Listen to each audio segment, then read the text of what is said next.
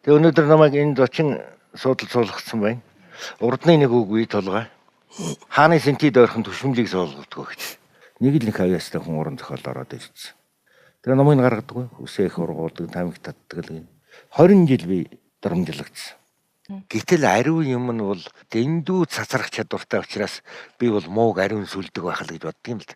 Яагаад би хэнгийн юмнаас ойлгосон. Би харны ялхаас л ижигийн цайгаа сүлж байгааг нь хардаг байхгүй юу? Тэгэл тасгар цай чанж байтал шанах хөрөхгүй сүү хийж байтал мэлтигэл цагаан болоо явчихдаг. Хүний чинь эрхлэх юм гудамжнаас олж болно шүү дээ. Нэг хүн сайхан сэтгэл гаргаал зам гарч явахад машина зогсоогоол гараа ингэхээр л би эрхэлж хийж байгаа юм чинь намайг хөндлөө зам гаргаж яана гэл.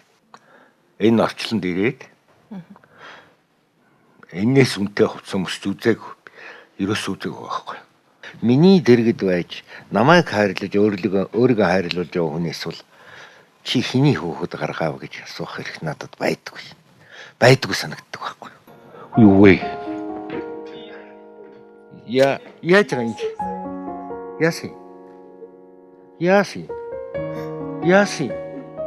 Юу болсон? Асуугаа санаа бичсэн шүү дээ. Нар вагнтай шүн урттай өрн тэнд ачмын байдаг. Шүн вагнтай нар урттай дорн энд өвөн байдаг. Бидэн хоёрын дунд оройдон бодол шиг мантай олон уул байдаг.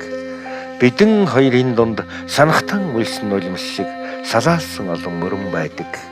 Бид хоёрын дунд санаалт хаимсгаанаас эхэлсэн сэвшээ хонгор салхин байдаг. Бид хоёрын дунд сэтгэл хэмээх шүнжин дэглсэн сэрж үргээмээргүй зүүд байдаг.